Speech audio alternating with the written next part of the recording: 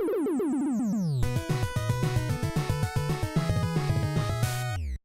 and welcome to the Amazing Nerdiverse. I'm Jeff Grant. I'm Steven Tukert. Alright, so look.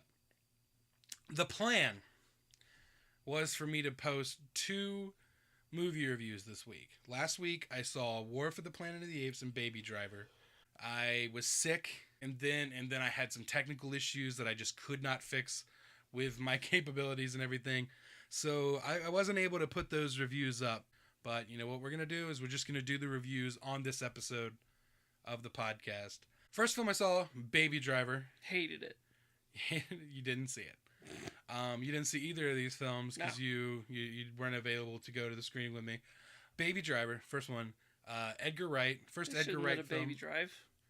No, they don't. But that's why this film's so awesome. No, this is Edgar Wright's first film since The World's End. That was 4 years ago, 2013. So it's been 4 years.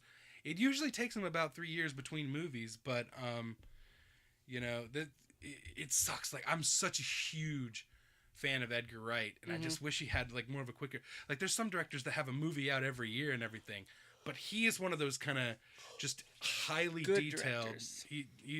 He's amazing. He's just one of those highly detailed like directors that just focuses on everything, and that's why this movie came out as great as it did. I think it's my favorite movie of the year, honestly. Like, even all the recent movies I've seen, I still think that Baby Driver is probably my favorite film of the year at this point.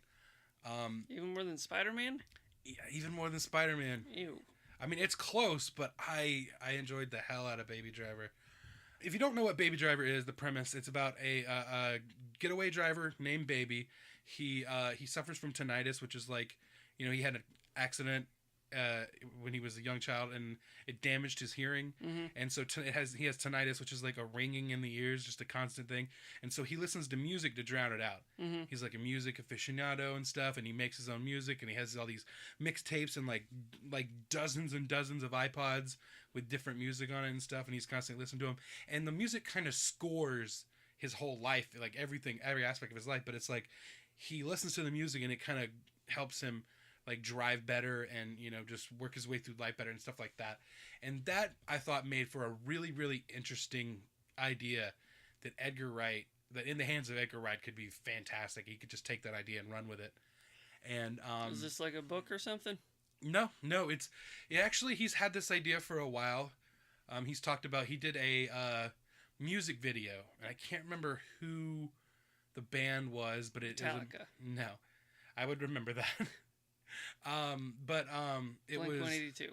No, it's a band I probably haven't heard of before then. Backstreet But Boys. it had the music video had Nick Frost in it, and Noel Fielding from the Mighty Boosh, I think. And it had both of those guys in it and stuff. And it was kind of like, he had this idea for a movie, and then he was like, all right, I'm going to do that with this music video and stuff. And then he had that as like, this is what the movie's going to be. He had that as like a perfect example of it. And so he's such one of those like directors that does all this little stuff that most people wouldn't even think about or wouldn't even bother with. Like, there's just little stuff. Like, there's like this whole long tracking shot at the beginning of the movie where he's just going to get coffee. And it's very reminiscent of this scene in Shaun of the Dead. That, like, they do it twice in the movie where he walks down to the corner store and back. And it's like that. Or he goes down, gets coffee, and comes back. And just during that scene, he's listening to music and stuff, and he's just like kind of walking, and just everything about his movement and all that stuff is perfectly timed to the music. And like, he talks about like how he storyboarded the film and really worked everything out to the music, and they would on set be able to play it back to the music, just make sure every little piece of that was working.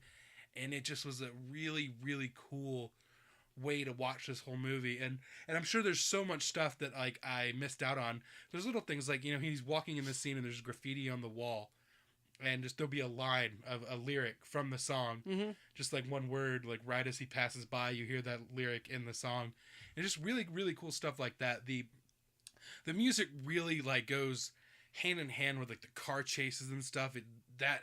That's one of the coolest part about just how the car chases and stuff, and like gunshots and stuff like that, where like, like stuff like that, the Suicide Squad trailer where they cut the trailer to to the Queen song or something like that, like stuff like that, but for a whole movie. And that is the director's like specific artistic vision and like way of telling the story and everything. And I thought it was fantastic.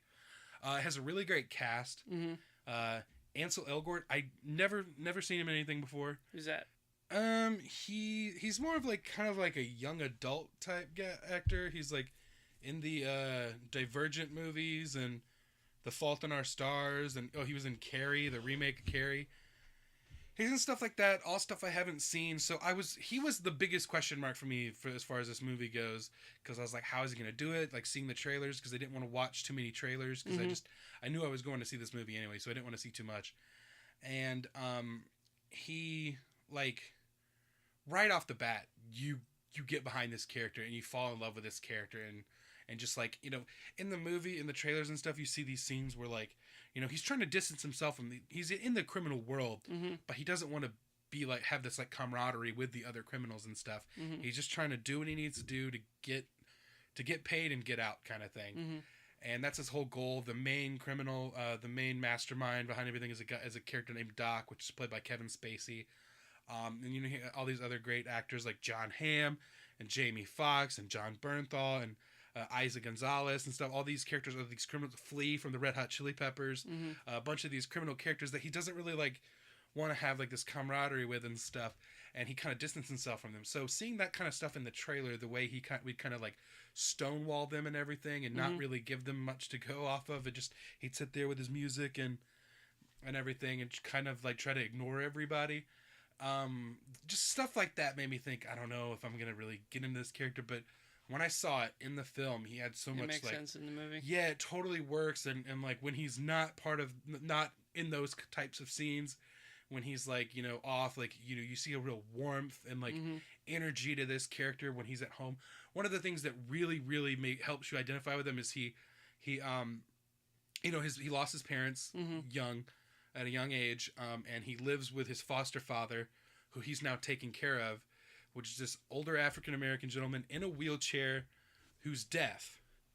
And so, like, there's kind of interesting that they both have the hearing problems and stuff. He's deaf, and, like, that relationship is fantastic. The character's name is Joseph. I think the actor's name is C.J. Jones. I love that relationship. It's one of the best parts, and it immediately endears you to his character. And then, of course, Lily James plays the waitress that he falls in love with, named Deborah, which you know, this movie's all about music. That's one of my favorite songs in it, the Beck song Deborah, which is just a hilarious song, and they love how they worked it into the movie and everything. But Lily James is somebody who I'm also not as familiar with. I know she was in the live-action Cinderella, but I haven't really seen any of her films and stuff, so she was another question mark for me. But she was fantastic as well.